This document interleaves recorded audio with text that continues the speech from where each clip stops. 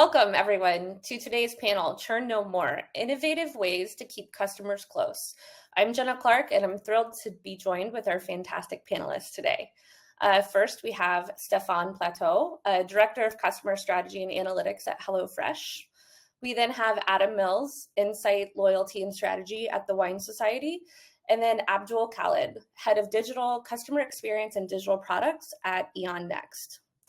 In today's session, we'll explore why customer retention is more important than ever, and also dive into innovative strategies that help keep companies like yours and customers engaged. So let's get to it. Okay, so starting the discussion off. As we know, marketing budgets are tighter than ever. I'm sure we're all feeling it, and consumer spending is cautious. Stéphane, I would love to start with you. Given the current economic climate, why do you think customer retention is more critical than ever before? Well, on the marketing side, acquiring new customers has always been a lot more expensive than retaining existing ones, right? And in the past few years, there has been a lot more focus on improving ROI on marketing spend. And that's exacerbated by the fact that we're in a pretty cautious spending environment over the past couple of years with inflation and whatnot.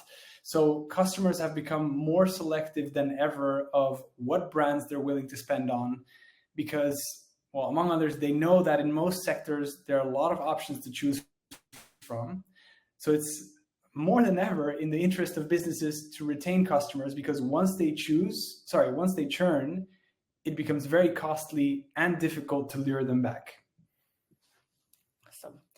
Adam, how about you? How do you see the long-term success of businesses hinging on the ability to retain customers? And then also, what's the strategic value you feel in focusing retention over acquisition?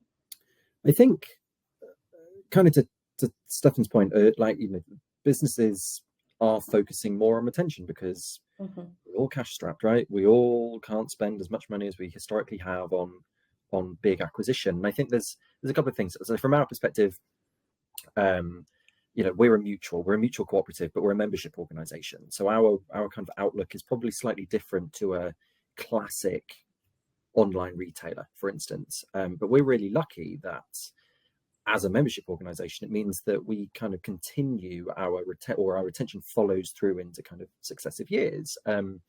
And our product is wine. So it's, effectively a luxury consumer good, but we're very lucky that we have, it's about 80% retention a year. And when you look at other wine retailers in the UK in particular, kind of their retention is somewhere between 15 and 25%. So we're beyond lucky that our base loves us and sticks around with us, and but that doesn't mean that we have to we rest on our laurels, because to your point, Jenna, there is strategic benefit to acquisition, but the strategic benefit to a long-term strategy for a healthy business is retaining. And I think in a world where we're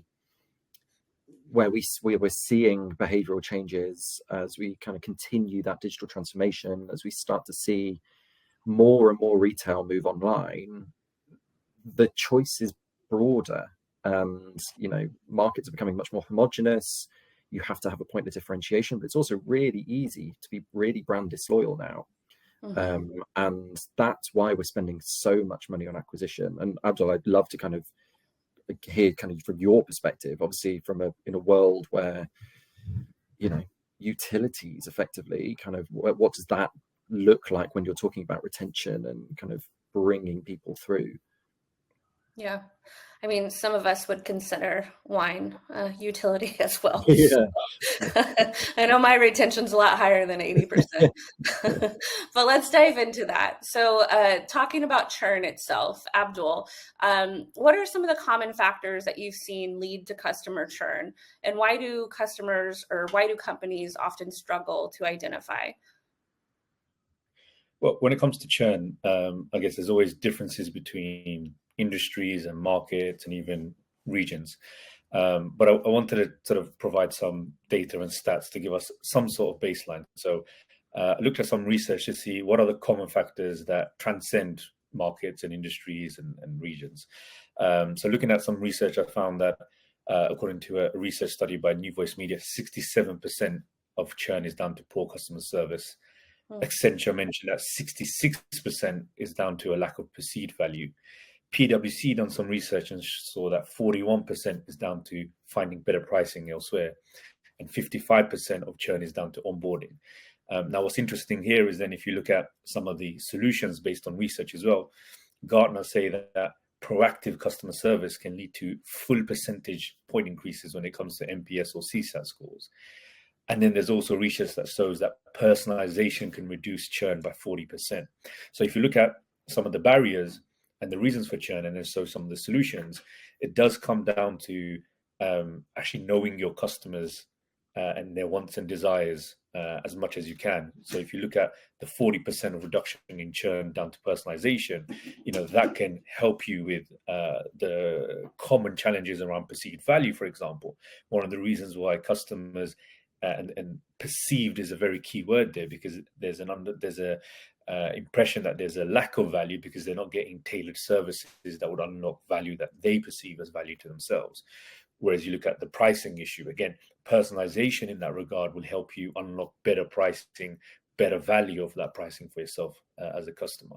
You then also look at the proactive customer service. So humans are humans, and sometimes the human interaction, if you're already struggling with the problem and then call to resolve that problem, you're already on a negative front. And then obviously that sort of human interaction can go either way. But by providing proactive customer service, whether that's through automation or even personalization, you can then reduce that issue from happening in the first place. So I think those are quite interesting in terms of research that shows what the factors of churn are, but then also research that shows how you can overcome them. And if you start looking at exactly how to unlock them, it does come down to data. It does come down to understanding what your customers' needs and wants are. And I'm sure we've got time to discuss how you can actually go about that later on in this session. Yeah, awesome. Those were also impressive stats. So Stefan, we just heard from Abdul that proactive customer service and personalization could help efforts against churn. Do you have any real world examples of companies that struggled to understand churn drivers, but they were able to turn things around? And what lessons do you think we could learn from them? Yeah, definitely. I mean, well, Abdul was talking, one specific example was coming to mind, and that is Netflix. At some point, Netflix moved from their original business model of renting out DVDs to on-demand streaming, right? And one of their challenges when they first started out on that journey was that users would subscribe to the free trial and then churn shortly thereafter. So they took a very data-driven approach to tackle that. They started tracking customer behavior throughout those free trials, for example, the number of movies watched, the time they spent on the platform, and they discovered that the more customers engaged with the service, the more likely they were to become paying subscribers. So the question for Netflix then was, how do you make those customers, how do you make them feel more engaged with the product? And this is where I believe Abdul mentioned perceived value, right? And I think improving your product is a great way to improve that perceived value. And that's the route that Netflix took. So they started increasing the amount of content that they offered on their platform. They started creating original content to differentiate from competitors. Personalization also came into play. I believe Abdul mentioned that as well. So they improved their recommendation algorithm to make it easier for users to find the content that they enjoyed. They also created a much more user-friendly interface to make it easier to browse that content. And they have done that for the past 15 years or so. And where they've landed now is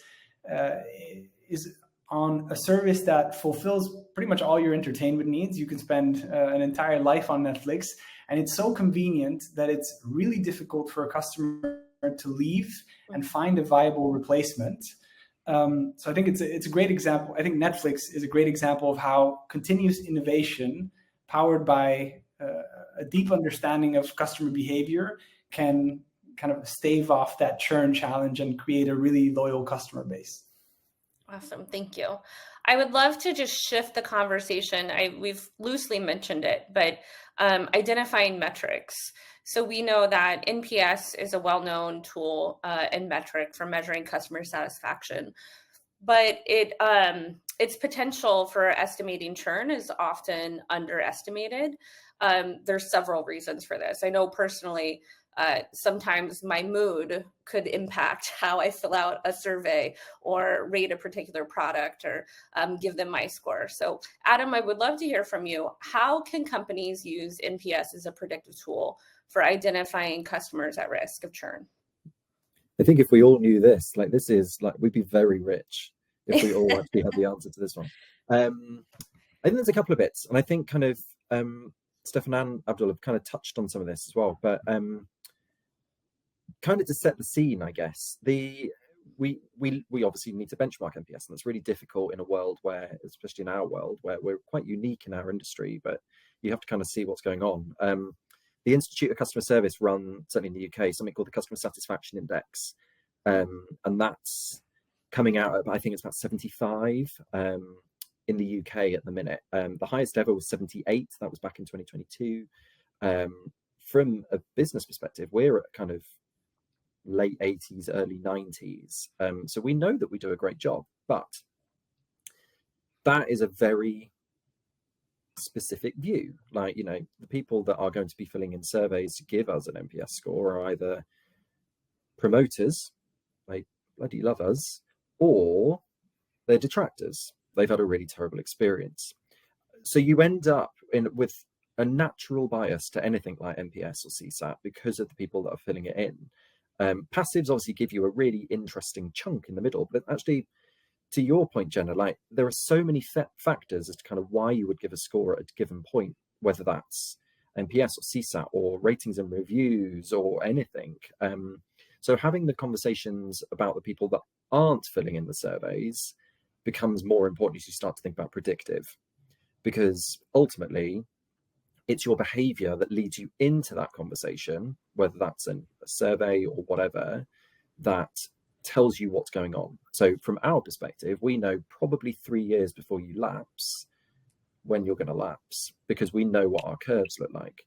That has absolutely nothing to do with surveying or NPS or CSAT or whatever, but we also know that everything is based on trust. And kind of what we were talking earlier about kind of brand disloyalty and things that come in. If we break your trust, you're not going to shop with us again. So if you then tell us that we've broken your trust, that is an indicator of churn. But we can do that instantly. Like, we know that happens. There's studies around and kind of, you know, things like the Edelman Trust Barometer, where it takes basically anywhere upwards of about 5 years to build full trust in a retailer. It can take 20 seconds to break it. So we are walking a tightrope at any given point. So to answer your actual question around prediction, like, we can use all sorts of metrics, but it has to be a suite. Like, we can't rely on NPS being a sole predictor of what's going on, but we can use it as an indicator as we start to move through. So we've built models. I'm sure you guys have got models in your businesses as well, looking at kind of how this works. AI is changing the game on this as well. Like, we're getting much better with tool sets being much more predictive. So actually being able to say, yes, you're going to churn because this is your behavior, takes us one step beyond NPS, CSAT, surveying, which is always looking back over your shoulder, not looking forward. Awesome. So it sounds like just about anything where it's a good combination of quant and qual, like understanding how they're scoring and also what they're saying. Absolutely. I mean, you know, it's the only way that you can get the breadth and the depth is going through that quant and qual kind of perspective, and understanding where the bias sits. Because I think that's the most important part out of all of it, is knowing that if you've delivered a terrible experience, of course you're going to get a terrible response. But actually unpicking some of that behavior and learning kind of what those cohorts are doing becomes more paramount as you move into the kind of the next phase. Yeah. Abdul, I'd love to turn it to you. So in your experience, what key challenges have you faced with NPS, or have you seen companies face with NPS?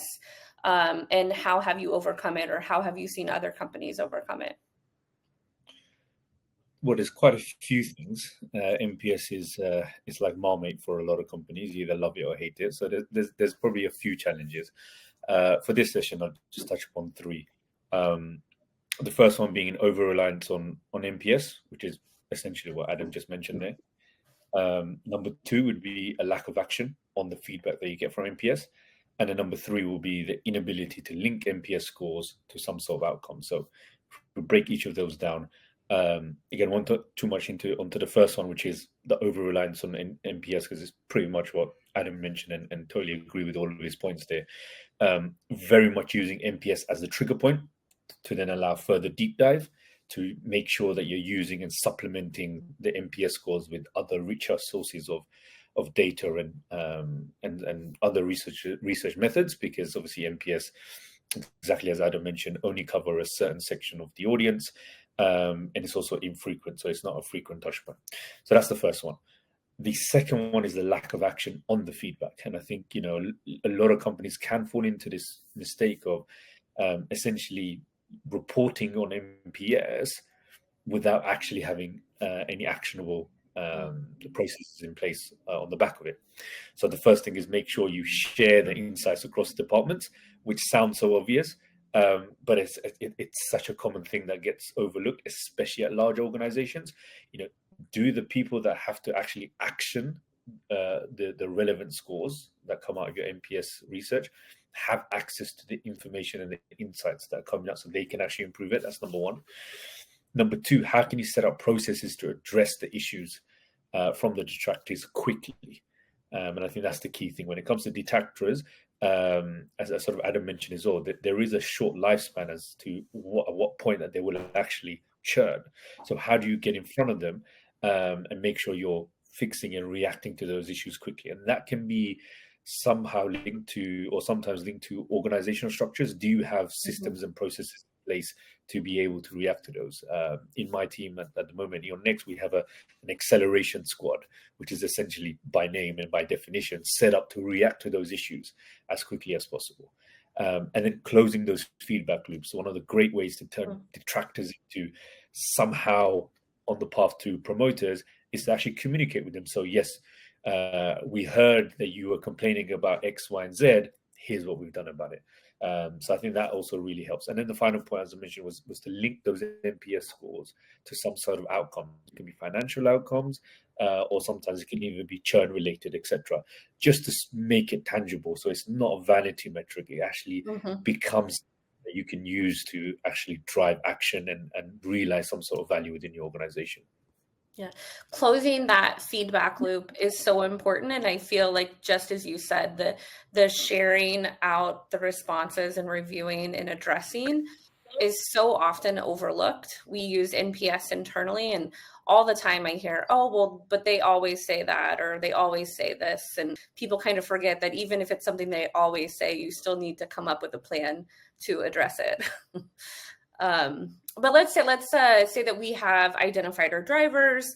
We are working to understand our scores and the way that we fall in our feedback forms. I would love to talk about strategies a little bit. So Stefan, what innovative tactics have you seen work well to keep customers engaged and loyal, even when external factors have maybe made it difficult? Well, I think, as with the Netflix example, I'm a big believer that continuously improving your product is the key to drive customer loyalty. And there's obviously a lot of ways to go about this, but I'll focus on product for the purpose of this session.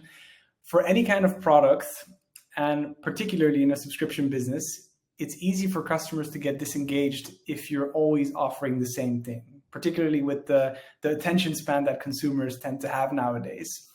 And taking a personal example, HelloFresh is a pretty good case of how that can be approached.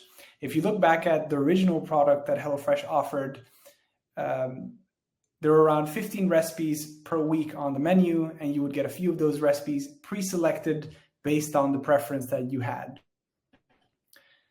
Nowadays, that offering has moved over to 50 plus recipes. It caters to more preferences. You can select any combination of recipes you want. You can customize individual ingredients, recipes. There are all sorts of added value products like desserts, snacks, special recipes, and so on. And still, there is a demand for more from customers. So you really need to keep developing on that product. And that strategy of improving your product, I mean, it sounds relatively straightforward, right? And obviously, people have been improving products for a lot longer than the past 10 years. But I do think I can highlight a couple of innovative elements that allow us to do that more effectively than in the past.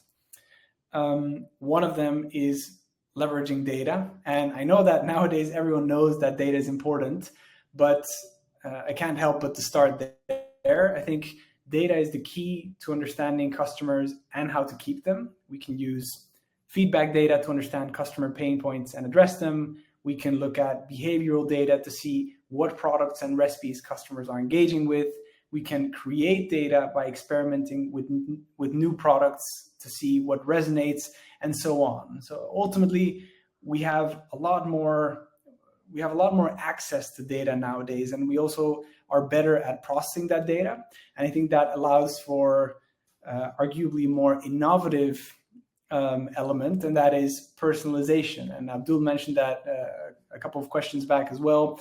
Data allows you to understand your customers at an individual or at a segment level, which in turn lets you create the right product for them and makes it and to make it easily accessible. And nowadays, that's something that customers almost expect. And that combination of using data properly to understand your customers and personalizing your product makes it a lot easier to create a unique value proposition. And having a unique value proposition is a big driver of retention, because with so much competition and those sky-high customer expectations nowadays, you should be, as a company, you should be aiming to make it really hard for customers to leave and find the same value that you're providing somewhere else. Awesome. Yeah, I can't imagine the changes that HelloFresh has been through the last couple of years. The markets in general just rapidly changing. Adam, how do you ensure at the Wine Society, how do you ensure that the retention strategies remain relevant and customer centric? I think there's a couple of things. So I think we've all mentioned Netflix now, but I think Netflix is the kind of the prime example here. And actually, it's the kind of the flip of it, it's the antithesis of it. Like, so I'll talk about Blockbuster at this point. You know, Blockbuster, arguably one of the biggest entertainment brands in the 80s, 90s, probably early 2000s, gone, right? Completely finished, because they didn't listen to what their customers wanted. They didn't see the changes that were coming. They weren't willing to adapt. So when retention started to tank, they didn't know what to do. So, you know, and there were lots of other factors within that. You know, bricks and mortar was changing, retail was changing. We had the digital kind of transformation that was coming, but everybody knew it was coming. It's the same as kind of the Kodak impact. You know, everybody knew that digital cameras were coming, but they didn't adapt. They didn't change. So it's kind of to answer your question, I think kind of, you know, the first port of call is always look out the window, like look at what's coming, like read things, learn things, see what's happening, keep your ear to the ground, because otherwise you're done and dusted before you even start. And then when you actually apply that into your business, like there's a couple of things that we've definitely kind of looked at. I think, Stefan, you mentioned kind of data, kind of transparency and kind of access to data. And I think that's arguably the most important thing that any organization can do right now. Now, I talk a lot about data equity as opposed to data democracy, because it doesn't mean that everybody should have access to all data at all times. Like, you should all be singing off the same hymn sheet, but it doesn't mean you all have the same sheet music. Like, we've got to kind of work through it on that sense. And that allows every person in your organization to become completely customer obsessed. And if they're not willing to listen to the data, you've got to bang the drum until they do. You know, you've got to put yourselves in the shoes of customers. You've got to kind of apply your own experiences, but also strip your own bias out of it. You know, we've all, Stefan, you were talking about HelloFresh there, and I was kind of like, oh God, like HelloFresh, like amazing. Like, of course you're an advocate. Like, of course you are. But how do we strip some of that bias out of the places that we work and the places that we do, so that we actually apply the right experiences to the consumer that is required at that point, not reliant on the fact that they are brand advocates or whatever at that point. So I think that's the second point. And then from our perspective as a brand, like, you know, I won't beat about the bush. Like, we've been so reliant on our members, our customers just coming back. Like, we're good enough, so they'll shop with us, kind of thing. And historically, it's worked, but in a changing market, certainly over the last 4 or 5 years, kind of just before COVID and then after, like, everything is changing. So, and consumers are changing and attitudes are changing. And the only way that we can kind of keep on that is to stay fresh and to stay relevant. And the only way that you can keep wine relevant effectively is to map it back to experiences. Like, you know, I work at a wine company, but I don't know loads about wine. But, you know, I'm going to have more in common with someone that drinks light-bodied reds than necessarily someone that's my age. So kind of taking the demographic out of it and looking at behavior becomes a really important thing around retention, because actually we're then saying, you know, the example I always give is football. I'm a massive Man United fan. So for my sins, God, you know, look at me living in the South, being a United fan. But I'm going to have more in common with a United fan who's 70 than someone who is not interested in football at all, who's my age. So, like, if we can kind of connect those dots, everything changes. So, and that's how we start to build retention. So building relevance, building cohorts, playing it, Stefan, you mentioned it earlier, but personalization, but actually now in a world where we're talking about hyper personalization, effectively one-to-one marketing, how do we do that in a world where you've got so much data, of which not all of it's going to be relevant all the time? So these are the challenges that we face on a day-to-day basis, but the technology is catching up now. So we're now being able to kind of move things in a completely different direction, which are really exciting for all of us, I think. Awesome. So we've all kind of touched on it. Data. I feel like you can't have a conversation with anyone without hearing about it. Everyone loves data. I love data. That's what people say. But it also feels like data is all around us. But then when you need it, sometimes non-existent as well, or like very hard to get. But we know that it's also essential in understanding why customers leave. So Abdul, what obstacles, or what do you think are the biggest obstacles companies face in collecting and analyzing data to truly understand the drivers of churn? Well, I think this is kind of bringing everything that we've discussed together now in terms of trying to unlock the first step, which is the enabler to everything that you want to do around all of the strategies and insight gathering that we discuss, and that's data, right? So first and foremost, get the basics right. So have a single source of truth. That sometimes becomes quite challenging for growing organizations when you have segments of data across different platforms or different different departments within an organization. So get one single source of truth, and there's plenty of platforms that can allow you to achieve that, not less chatter mill, and that will be a strong sort of enabler for most of us on this call here today. And having that single source of truth gives you the accuracy as well, accuracy and consistency of data, which I think is so important. There's nothing worse than making decisions based on inaccurate data or inconsistent data. So that's also quite key. And then also having data that you can measure across all different touch points. So bias is something we've mentioned across different conversation points today. When you measure sort of a single touch point and ignore some of the other touch points, you can start entering sort of biases in your data. So to allow that consistency, make sure you're set up to measure customer feedback across all the touch points of a journey, and then really have some data enrichment there as well. So that's that 360-degree customer insight. So not just looking at what customers are telling you through feedback channels, but also having the ability to observe customer behavior, which I think is so important. So yes, here's what customers are telling you, but sometimes what customers tell you and what customers actually end up doing are not always the same thing. So if you start looking at behavior and insights through, heat map tools or funnel data, I think that's also quite key as well.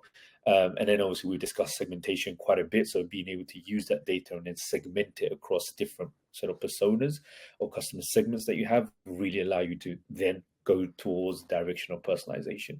And I mentioned this earlier as well, but how can you link your data to KPIs, whether that's financial, or whether that's anything else that's valuable within your organization. So having that strong layer of data and foundation of data can really help enable and unlock all of the things we've actually discussed today.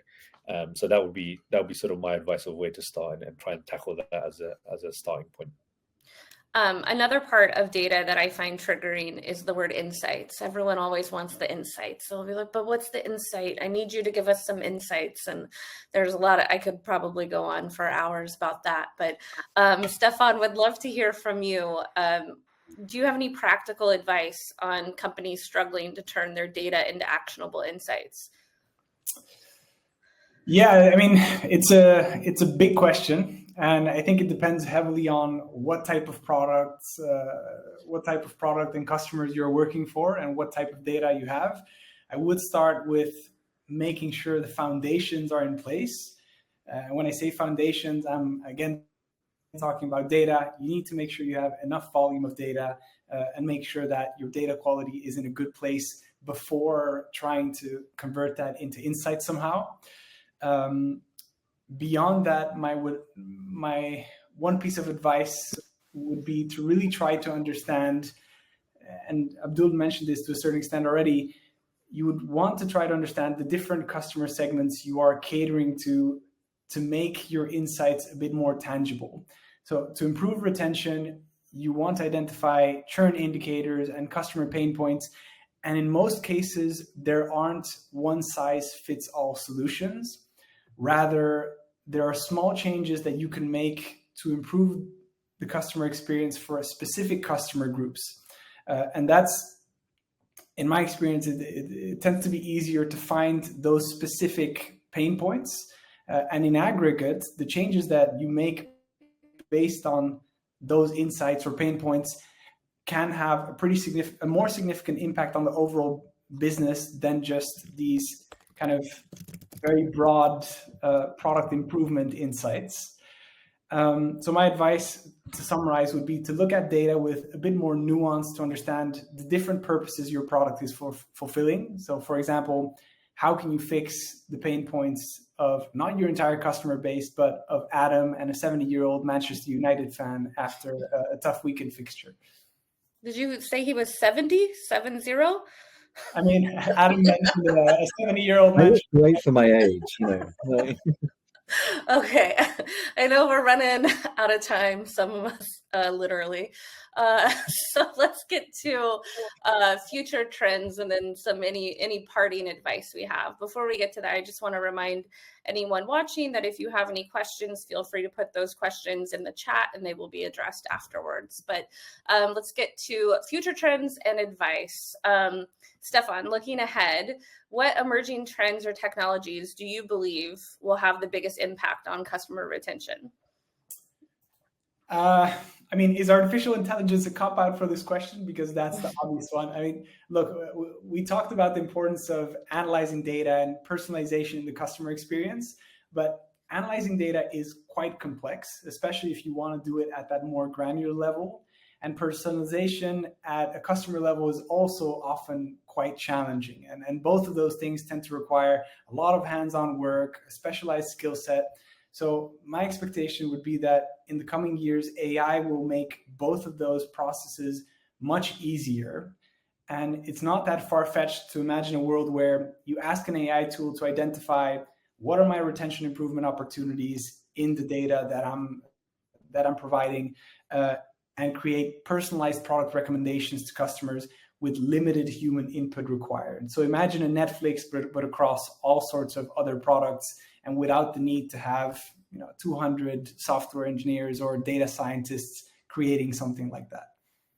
Adam, do you see how, because we talked about the data, we talked about the technology, what about the customer? How do you see customer expectations evolving in the near future? And how should companies get ahead of these?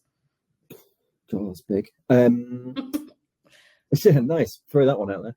So I think, well, we're seeing it already, right? We've talked about it as well. Like we're seeing more and more brand disloyalty. We're seeing more and more competition effectively arrive into different markets. We're seeing disruptors across the board.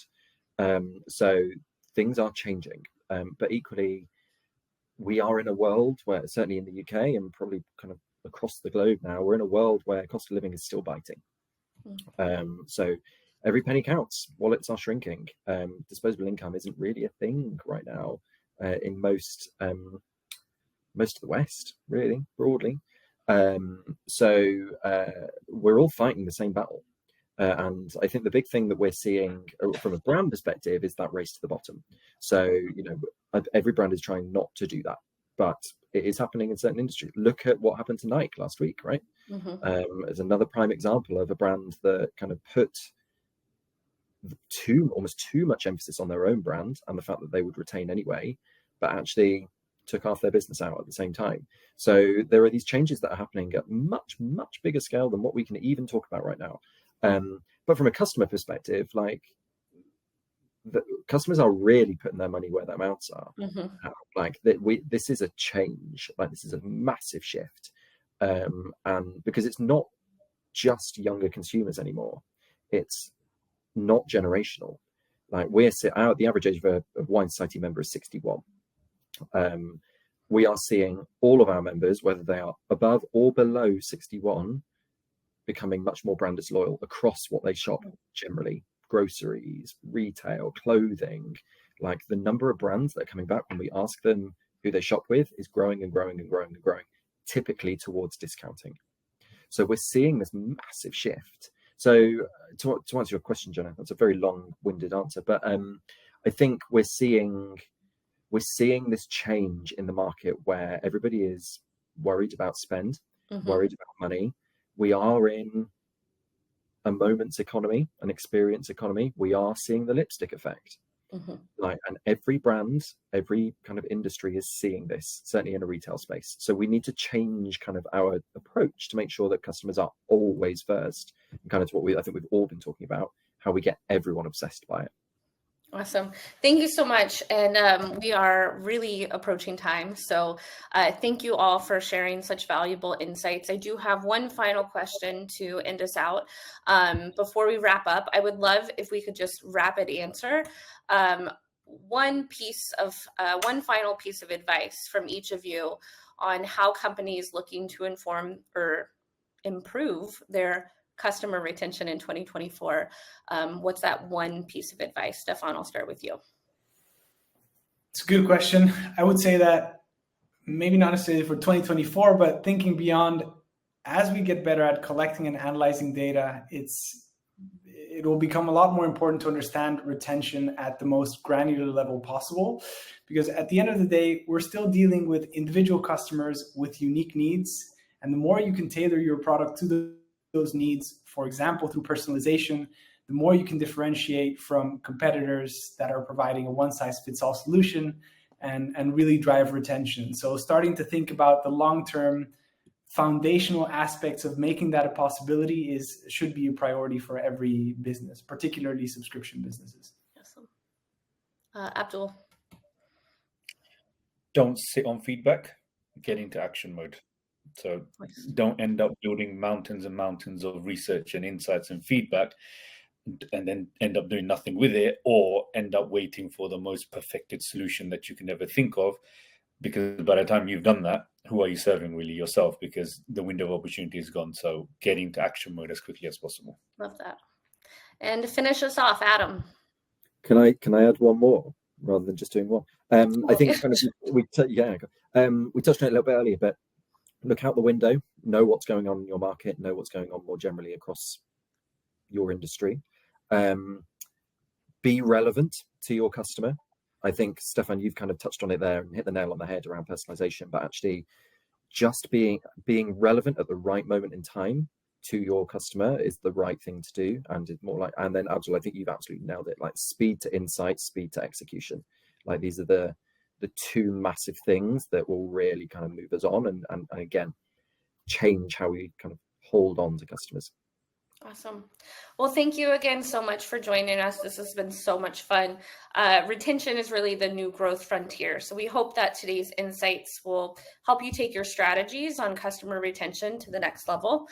Just a reminder, if you do have any questions, feel free to pop those in the chat. We'll make sure to follow up with your questions afterwards. And thank you so much.